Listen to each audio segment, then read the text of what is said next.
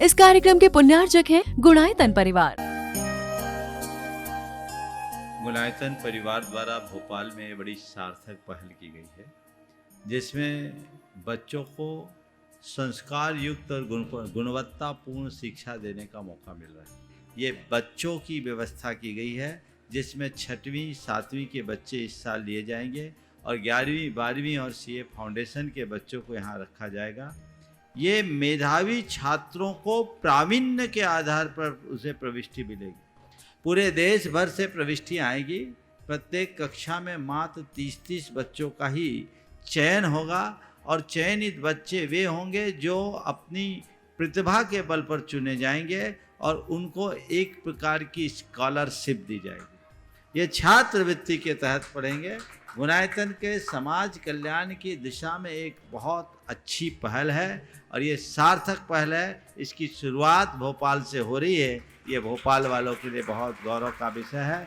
इसके लिए गुणायतन के साथ विद्यासागर इंस्टीट्यूट और सेज और एपीटी, इन तीनों को भी मैं बहुत बहुत आशीर्वाद देता हूँ।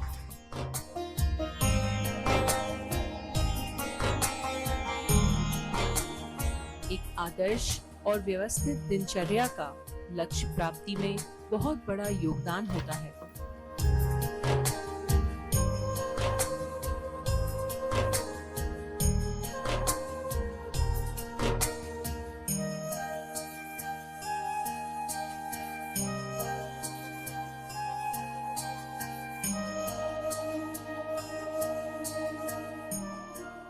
ओम ह्रीं शुद्ध चैतन्याय नमः। ओम ह्रीं शुद्ध चैतन्याय नमः। ओम ह्रीं शुद्ध चैतन्याय नमः।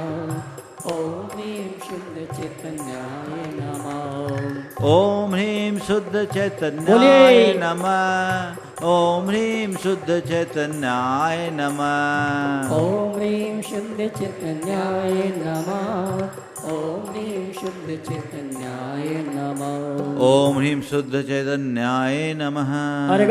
ओम ह्रीं शुद्ध ज्ञानाय नमः। ओम ह्रीं शुद्ध ज्ञानाय नमः। ओम ह्रीं शुद्ध ज्ञानाय नमः। ओम ह्रीं शुद्ध ज्ञानाय नमः। ओम ह्रीं शुद्ध ज्ञानाय नमः। ओम ह्रीं शुद्ध ज्ञानाय नमः। ओम ह्रीं शुद्ध ज्ञानाय नमः। ओम ह्रीं शुद्ध ज्ञानाय नमः। ओम ह्रीं शुद्ध ज्ञानाय नमः। ओम ह्रीं शुद्ध चिद्रूपाय नमः। ओम ह्रीं शुद्ध चिद्रूपाय नमः।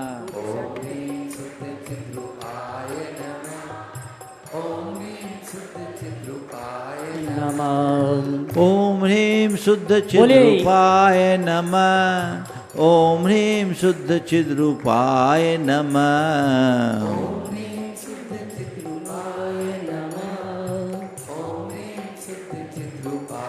ओम ह्रीं शुद्ध चिद्रूपाय नमः। थोड़ा सा आनंद लेते हुए, पूरी तरह झूमते हुए महाराज ताली बजा सकते हैं क्या? ताली बजा सकते हैं अगर हल्ले के आए हो तो। क्या बात है? ओम ह्रीं शुद्ध स्वरूपाय नमः। ओम ह्रीं शुद्ध स्वरूपाय नमः। बोलिए ओम ह्रीं शुद्ध स्वरूपाय नमः। आय नमः। ओम ह्रीं शुद्ध स्वरूपाय नमः। ओम ह्रीं शुद्ध स्वरूपाय नमः। बोलो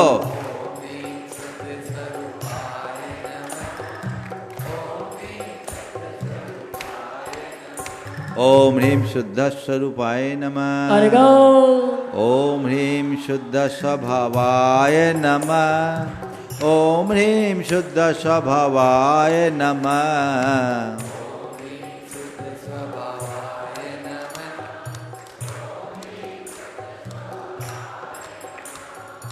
ओम ह्रीं शुद्ध स्वभावाय नमः। ओम ह्रीं शुद्ध स्वभावाय नमः।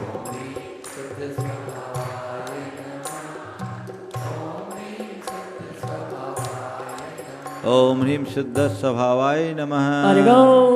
ओम ह्रीं शुद्धावलोकिने नमः। बोलिए। ओम ह्रीं शुद्धावलोकिने नमः।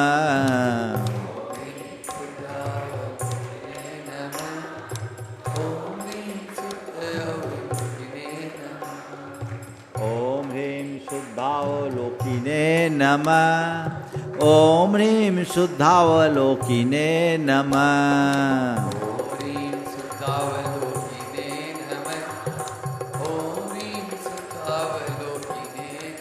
ओम ह्रीं शुद्धावलोकिने नमः। ओम ह्रीं शुद्ध दृढ़ाय नमः। ओम ह्रीं शुद्ध दृढ़ाय नमः।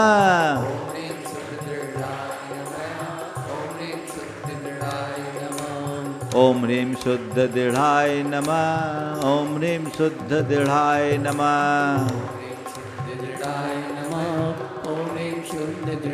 नमः। ओम ह्रीं शुद्ध दृढ़ाय नमः। ओम ह्रीं शुद्ध स्वयंभुवे नमः। ओम ह्रीं शुद्ध स्वयंभुवे नमः।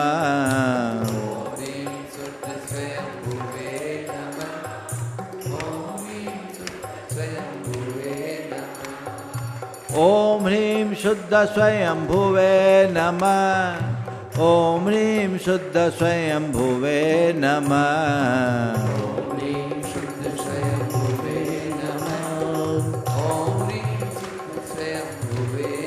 ओम ह्रीं शुद्ध स्वयंभुवे नमः।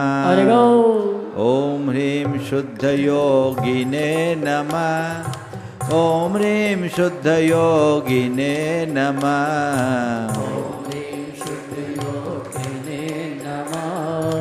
ओम ह्रीं शुद्ध योगिने नमः। ओम ह्रीं शुद्ध योगिने नमः। ओम ह्रीं शुद्ध योगिने नमः।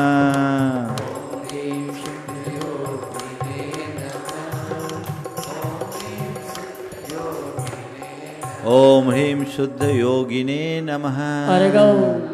ओम ह्रीं शुद्ध जाताय नमः।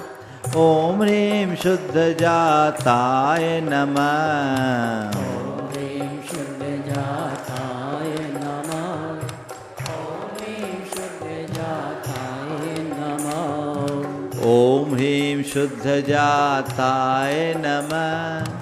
ओम ह्रीं शुद्ध जाताय नमः।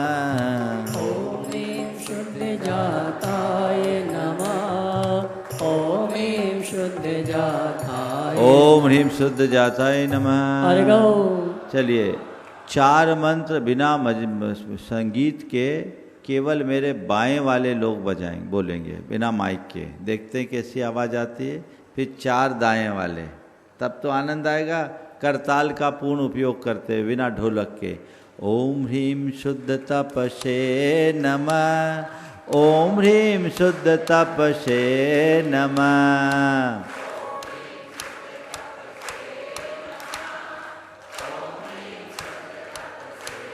बहुत अच्छा।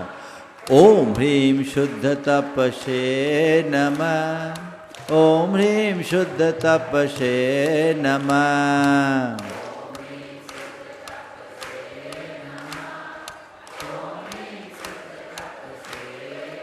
ओम ह्रीं शुद्ध तपसे नमः।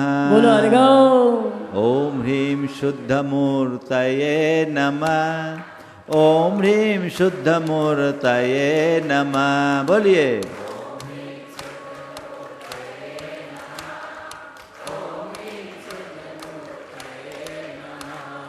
ओम ह्रीं शुद्ध मूर्तये नमः। ओम ह्रीं शुद्ध मूर्तये नमः।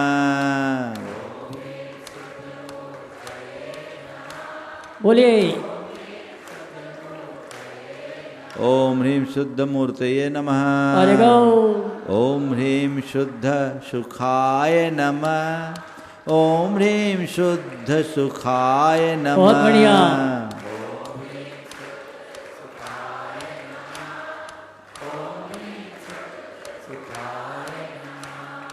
ओम ह्रीं शुद्ध सुखाय नमः। ओम ह्रीं शुद्ध सुखाय नमः।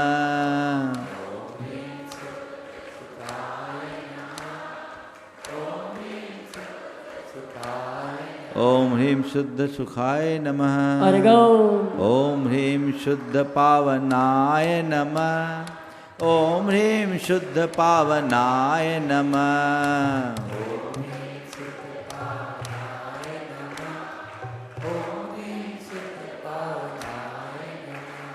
आवाज ताली की अच्छी आने। ओम ह्रीं शुद्ध पावनाय नमः।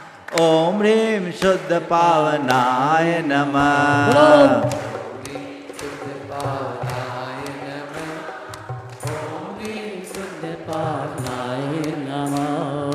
ओम ह्रीं शुद्ध पावनाय नमः। ओम ह्रीं शुद्ध पावनाय नमः। ओम ह्रीं शुद्ध पावनाय नमः। ओम ह्रीं शुद्ध पावनाय नमः। अर्घम। अब इधर वाले जोर लगाना। ओम ह्रीं शुद्ध शरीराय नमः। ओम ह्रीं शुद्ध शरीराय नमः। बोलो। ओम ह्रीं शुद्ध शरीराय नमः। बहुत सुंदर। प्रभु भक्ति के क्षण हमारे जीवन के बड़े मौलिक क्षण। भगवान की आराधना जीवन की श्रेष्ठतम आराधना है। हम लोग रोज भक्ति के महात्म्य की चर्चा करते हैं और ये कहते हैं कि इस संसार से पार उतरने के लिए भक्ति एक श्रेष्ठ निमित्त है। आप लोग रोज रोज ये पंक्तियाँ दोहराते हैं। यह भव समुद्र पार तारन के निमित्त सुविदिठहि, अति दृढ़ परम पावन यथारथ, भक्तिवर नौका सही। भक्ति एक ऐसी नौका है जिस पर सवार होकर हम भव सागर से पार उतर सकते हैं। सवाल, भक्ति में आखिर ऐसा क्या है जो हमें संसार से पार लगा दे? एक बार एक युवक ने मुझसे पूछा कि महाराज जी, भगवान का नाम लेने से कर्म कैसे कटते हैं? मुक्ति मिलना यानी कर्म झड़ना। तो भगवान का नाम लेने से हमारे कर्म कैसे कटते हैं? नाम तो एक शब्दोच्चार है और शब्दोच्चारण है। हम किसी व्यक्ति का नाम ले तो और भगवान का नाम ले तो शब्द का उच्चारण तो शब्द का उच्चारण मात्र है। फिर भगवान का नाम लेने से कर्म कटते हैं, ये सच्चाई है या कोरी धारणा? आप लोगों के मन में भी कभी सवाल आया होगा। चूँकि श्रद्धावान है इसलिए सवाल कम आता है, लेकिन मैंने उससे जवाब दिया। हमने कहा देखो भाई, बात सही है, मुख से शब्द एक ही निकलते हैं, शब्द शब्द है, लेकिन शब्द जब अलग अलग संदर्भों से जुड़ता है तो उसका अर्थ बदल जाता है। बोले महाराज क्या? हमने कहा तुम अपनी माँ को माता बोलते हो, माँ का नाम लेते हो, माता कहकर माँ को पुकारते उस समय की मनोदशा और अपने माँ के समवयस्क किसी स्त्री को माता बोलते उस समय की मनोदशा क्या समान होती है? नहीं महाराज, अलग अलग होता है, माँ के प्रति अलग भाव होता है। बोले माता शब्द तो दोनों में एक सा बोले, इधर भी माता उधर भी माता, शब्द वही उच्चारण वही, फिर उसके अंतर से उसके उच्चारण से भावों में परिवर्तन क्यों? महाराज माँ के प्रति श्रद्धा है। तो मैंने कहा माँ के प्रति श्रद्धा होने से माँ के नाम से उच्चारित शब्द का अर्थ बदल जाता है, तब भगवान के प्रति श्रद्धा होने से उनका नाम लेने से काम बदल जाता है।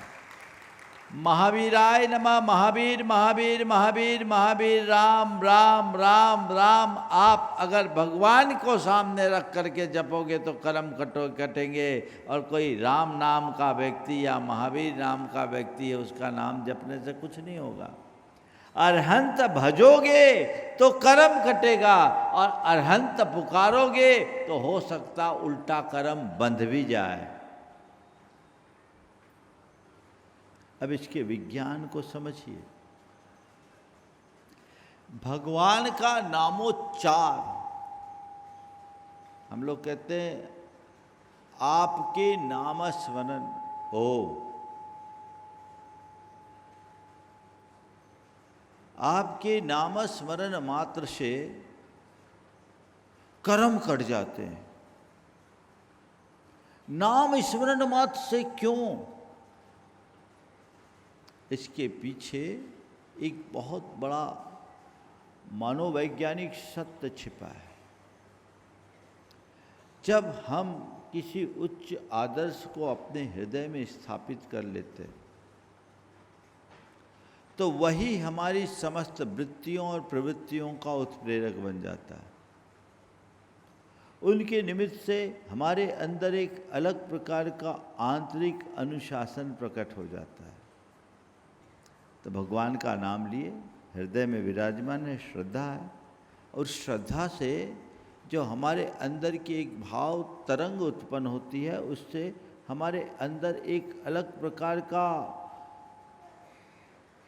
न्यूरॉन्स क्रिएट होता है, एक अलग न्यूरॉन पाथवे बन जाता है, हमारे अंदर एक अलग प्रकार का वाइब्रेशन प्रकट हो जाता है, जिससे हमारी मस्तिष्क की संरचना में परिवर्तन आ जाता है, न्यूरोप्लास्टिसिटी चेंज हो जाती है, और उसके परिवर्तन से हमारे शरीर के अंतःस्रावी ग्रंथियों में परिवर्तन होता है। अंतःस्रावी ग्रंथियों के परिवर्तन से शरीर के रसायन बदलते हैं, और शरीरगत रसायन के परिवर्तन से कर्मों का रसायन बदलता है, और कर्मों के रसायन बदलने से बंधे हुए कर्म झड़ने को बाध्य हो जाते हैं। भाव से कर्म बंधता है और भाव से कर्म कटता है। एक भाव है भोग का, एक भाव है विलास का, एक भाव है राग और रंग का, जो कर्म को आकर्षित करता है। और एक भाव है भक्ति का, एक भाव है वैराग का, एक भाव है त्याग और संग का, त्याग और तप का। तो वो भाव हमारे हृदय की विशुद्धि को बढ़ाता है और वो हमारे कर्म को काटता है। तो आज भक्ति भाव अपने अंदर बढ़ना चाहिए। समझ गए? भक्ति भाव बढ़े। 4 प्रकार के भाव की चर्चा संक्षेप में करूंगा। एक है अहम भाव। क्या है? अहम भाव। दूसरा है अहो भाव। क्या है? अहम भाव। दूसरा है अहो भाव। तीसरा है भक्ति भाव। कौन सा भाव? भक्ति भाव। अहम भाव, अहो भाव, भक्ति भाव और भोग भाव। ये 4 प्रकार के भाव हैं जिनमें बंधन और मुक्ति दोनों छिपे हुए हैं। जब हम अहम भाव से भरे रहते हैं, हमारे अंदर की अशुभता बढ़ती है, जो हमें दुखी करती है, जिसके कारण दुख, तनाव, चिंता जैसे विकार उत्पन्न होते हैं। मन अशांत, उद्विग्न और विचलित रहता है। हमारी भावनात्मक स्थिरता नहीं रहती, अंदर से व्यग्रता और बेचैनी बनी रहती। ये अहम भाव है। जब जब मनुष्य अहम भाव से ग्रसित होता है, उसका आंतरिक संतुलन नष्ट हो जाता है।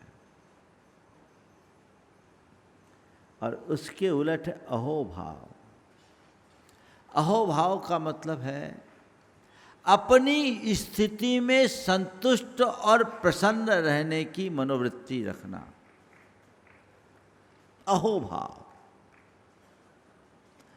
जो है जैसा उसमें खुश, प्रसन्न, सहजता मूलक जीवन जीने का अभ्यास, ये अंदर की आंतरिक संतुष्टि और भीतरी प्रसन्नता का उदाहरण है।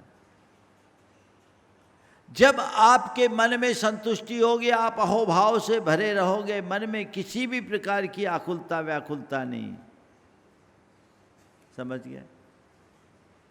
ये हम जैसे जैसे साधना के क्षेत्र में आगे बढ़ते हैं, उत्तरोत्तर इस अहोभाव की वृद्धि होती है। इसी का नाम समता है, इसकी का नाम साक्षी भाव है, इसी का नाम निष्काम योग है, इसी का नाम आज के शब्दों में माइंडफुलनेस है। अहोभाव, अहम भाव का तिरोभाव और अहोभाव का आविर्भाव होना चाहिए। भक्ति उस अहम भाव को मिटाने का मूल है और अहोभाव को जगाने का आधार। यदि अंतरंग में भक्ति विकसित हो जाए, हमारा अहम भाव मिटेगा। हमारे शास्त्र कहते हैं, भक्तिये जिनवरानम जम खीयदे पुव्व संचियम कम्मम। भगवान की भक्ति से पूर्व संचित कर्म नष्ट होते हैं। हम कहते हैं भगवान की भक्ति करने से सम्यक दर्शन की प्राप्ति हो जाती है। शास्त्र कहते हैं भगवान की भक्ति से मिथ्यात्व नष्ट हो जाता है। ये सब क्या है? ये अहम भाव के नष्ट होने का ही उदाहरण है। अंदर का अहम भाव खत्म हो गया, समझ लेना हमने भक्ति का महाफल प्राप्त कर लिया। लक्ष्य वह होना चाहिए। जो जो अहम भाव मिटेगा, स्वाभाविक रूप से अहोभाव बढ़ेगा, और जितना अहम भाव होगा उतना अहोभाव घटेगा, आकुलता हो। लक्ष्य क्या है? अहम भाव की वृद्धि या अहोभाव की पुष्टि? किसको अपना लक्ष्य बनाए? अहोभाव, बस वो देखना है। मेरे अंदर अहम भाव ना आए, मेरे भीतर कर्तृत्व का भाव ना आए, मेरे भीतर स्वामित्व और भोक्तृत्व की बुद्धि न जगे, मैं सहज भाव में जीऊँ। भक्ति, भक्ति भाव और भोग भाव। भक्ति अर्थात एक अनुराग। कैसा अनुराग? भाव विशुद्धि युक्त अनुराग। जब कभी भक्ति भाव की बात आती है, आप लोग अभी भक्ति कर रहे हैं,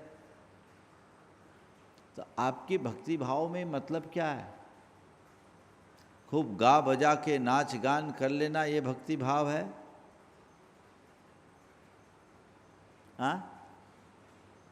गा बजा कर नाच गान करना मात्र भक्ति भाव नहीं है। ये तो भक्ति की अभिव्यक्ति का एक बाहरी रूप है। असल में भक्ति क्या है? अनुराग। भक्ति क्या है? अनुराग। और जिसके प्रति अनुराग होगा सहज भक्ति होगी, और जितना प्रगाढ़ अनुराग होगा उतनी तीव्र भक्ति होगी। भक्ति क्या है? भक्ति परम प्रेम रूपा अमृत रूपा च। परम प्रेम की अभिव्यक्ति का नाम भक्ति है। केवल प्रेमाभिव्यक्ति का नाम भक्ति नहीं है। प्रेम तो किसी के भी प्रति प्रकट हो सकता है। तुम्हारा अपने शरीर से भी प्रेम है, तुम्हारा परिवार से भी प्रेम है, तुम्हारे संपत्ति से भी प्रेम है, तुम्हारे परिजनों से भी प्रेम है, इष्ट मित्रों से भी प्रेम है, न जाने दुनिया में किसके किसके साथ प्रेम है। लेकिन वो प्रेम है, परम प्रेम नहीं। परम प्रेम क्या है? परम प्रेम वह प्रेम है जिस प्रेम से और कोई आकांक्षा ना हो, जिसमें केवल अर्पित करने का भाव हो, पाने का कोई भाव ना हो। कुछ भी स्थिति हो जो बढ़े घटे नहीं। व्यक्ति और व्यक्तियों के साथ होने वाले प्रेम में घटा बढ़ी होती कि नहीं होती? सामने वाला हमारे मनोनुकूल है तो प्रेम बढ़ता रहेगा, और मन के प्रतिकूल हो तो बोलो बिगड़ेगा ना। अब देखो तुम्हारा भगवान से प्रेम है, स्टेबल है कि घटता बढ़ता है? गुरु से प्रेम है, स्टेबल है कि घटता बढ़ता है? स्टेबल है, बढ़ रहा है। चलो बहुत बढ़िया। थोड़ी सी परीक्षा ले लूँ, टेस्ट लूँ? लूँ? मान लो आप अपने घर में हो, कोई काम में लगे हो, और आपके पास संदेश गया, महाराज ने याद किया। आप लौट के आओगे? तुरंत आओगे? जितनी जल्दी संभव होगा आओगे? आ गए? अब मेरे पास आ गए, महाराज आपने याद किया, हाँ कोई खास काम नहीं, जाओ। अब मैंने लौटा दिया, अब बोलो क्या करोगे? आपकी भक्ति कहेगी अरे चला, कम से कम महाराज ने हमें याद तो किया, चलो ठीक। घर पहुँचे हो, 10 मिनट बाद फिर सुदर्शन ने फ़ोन किया, महाराज ने याद किया। अब क्या करो? अरे अभी तो महाराज ने बुलाया, फिर बुला लिया, क्या मामला है, चलो फिर चलते हैं। अब दोबारा फिर आ गए, महाराज आपने याद किया, हाँ बुलाया तो था, तो काम अब भूल गया। अब भूल गया, अब बताओ क्या करोगे? अब बोलो अंदर क्या होगा?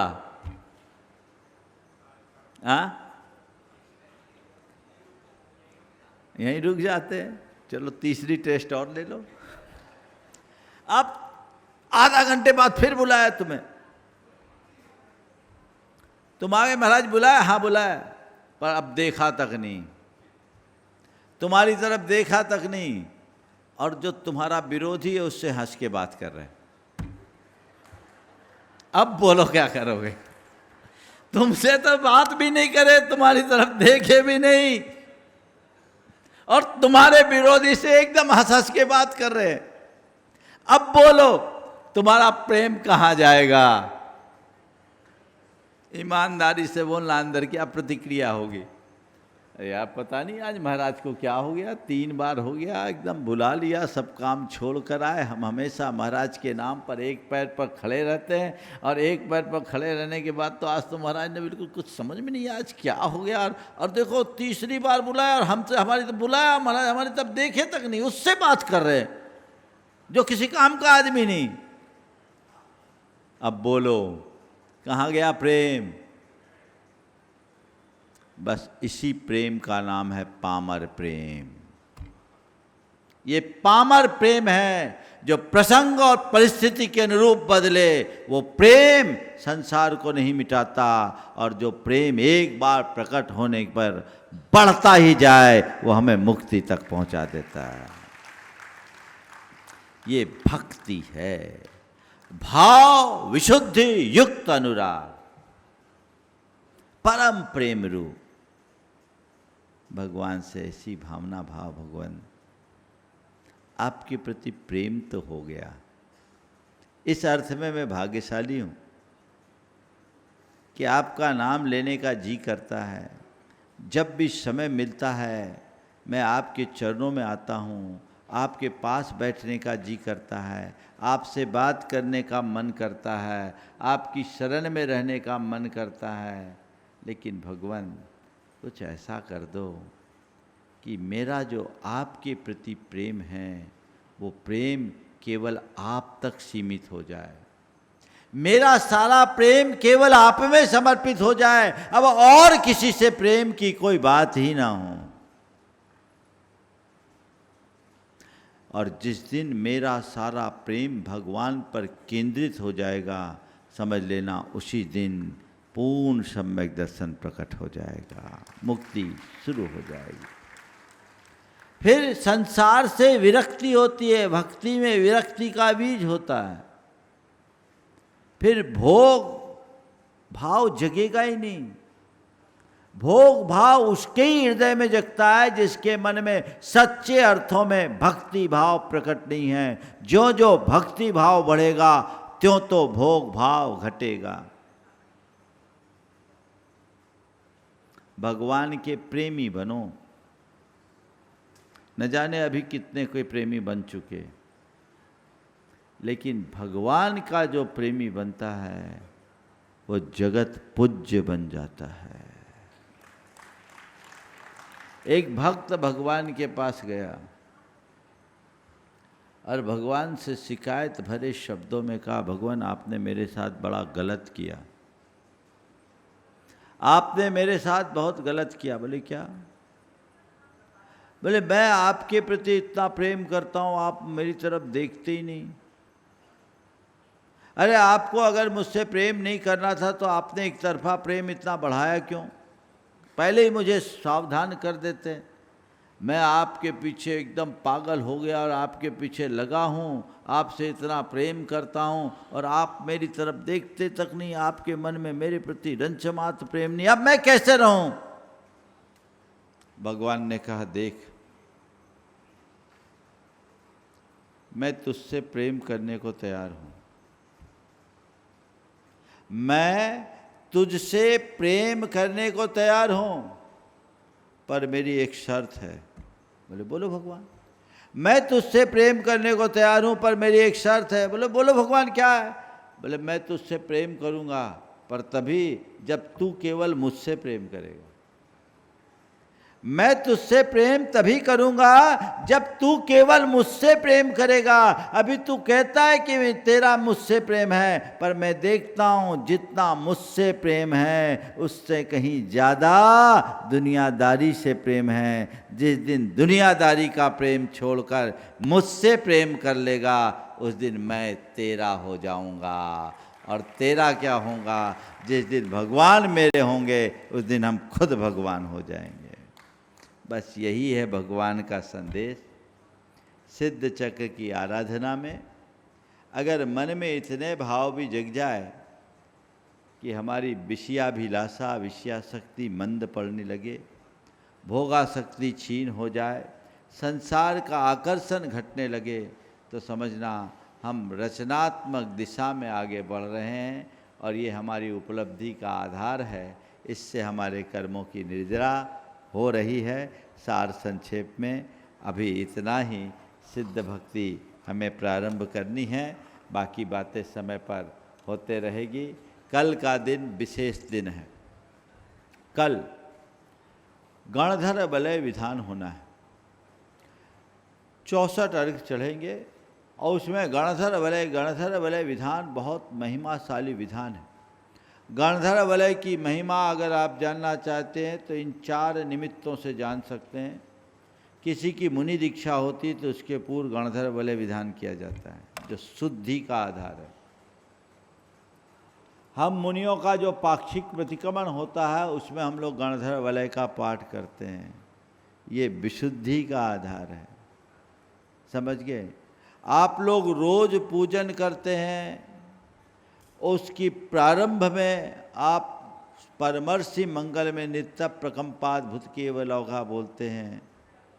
ये आपकी समृद्धि का आधार है, उससे हमारे जीवन में आगे बढ़ते हैं।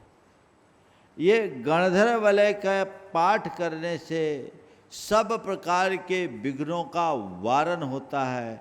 इसलिए गणधर वलय विधान को विशेष रूप से करना चाहिए। कल का ये जो संस्कृत का विधान है, इसमें पूरा गणधर वलय विधान है। 64 अर्घ चढ़ेंगे और गणधर वलय के जो नमो जिनानम आदि मंत्र है, मूल द्वादशांग से निश्चित मंत्र है। सठखंडागम के कृति अनियोगत द्वार से निकले हुए मंत्र हैं। तो ये अपने आप में अचिंत्य प्रभाव रखते हैं। आप लोग इसका लाभ लें, कल कोई भी वंचित न रहे। जो लोग ऑनलाइन भी है ना, वे भी कम से कम पूरे विधान को कल अटेंड करें। कल एक लाभ और है, पूर्णमासी है, तो पूर्णमासी को महाशांति धारा होती है, तो कल सहस्र नामांकित शांति धारा भी यहाँ होगी। उस शांति धारा में कल आपको 6 बजे यहाँ बुलाया जाएगा और 6:45 बजे से शांति धारा की हम शुरुआत करेंगे, ताकि उसके पहले सारी चीज़ें हो जाए और लगभग 8 बजे तक शांति धारा हो जाएगी। और कल की सिद्ध भक्ति 8:30 बजे प्रारंभ होगी, जो लगभग 10:30 बजे तक कल का विधान पूर्ण होगा। तो आप सब इसके लिए भी मानसिकता बना के रखें। जिनको और लाभ लेना है, कल लाभ ले सकते हैं। गुणायतन परिवार द्वारा भोपाल में बड़ी सार्थक पहल की गई है, जिसमें बच्चों को संस्कार युक्त और गुणवत्तापूर्ण शिक्षा देने का मौका मिल रहा है। ये बच्चों की व्यवस्था की गई है, जिसमें 6वीं 7वीं के बच्चे इस साल लिए जाएंगे और 11वीं 12वीं और सीए फाउंडेशन के बच्चों को यहाँ रखा जाएगा। ये मेधावी छात्रों को प्रावीण्य के आधार पर उसे प्रविष्टि मिलेगी। पूरे देश भर से प्रविष्टियाँ आएगी। प्रत्येक कक्षा में मात्र 30-30 बच्चों का ही चयन होगा और चयनित बच्चे वे होंगे जो अपनी प्रतिभा के बल पर चुने जाएंगे और उनको एक प्रकार की स्कॉलरशिप दी जाएगी। ये छात्रवृत्ति के तहत पढ़ेंगे। गुणायतन के समाज कल्याण की दिशा में एक बहुत अच्छी पहल है और ये सार्थक पहल है। इसकी शुरुआत भोपाल से हो रही है। ये भोपाल वालों के लिए बहुत गौरव का विषय है। इसके लिए गुणायतन के साथ विद्यासागर इंस्टीट्यूट और सेज और एपीटी, इन तीनों को भी मैं बहुत बहुत आशीर्वाद देता हूँ।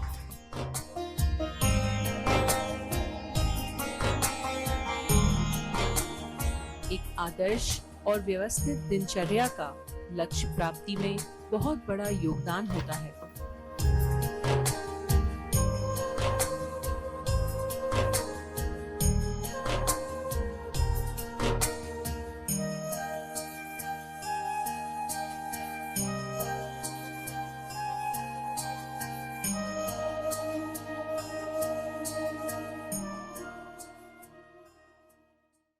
इस कार्यक्रम के पुण्यार्जक थे गुणायतन परिवार।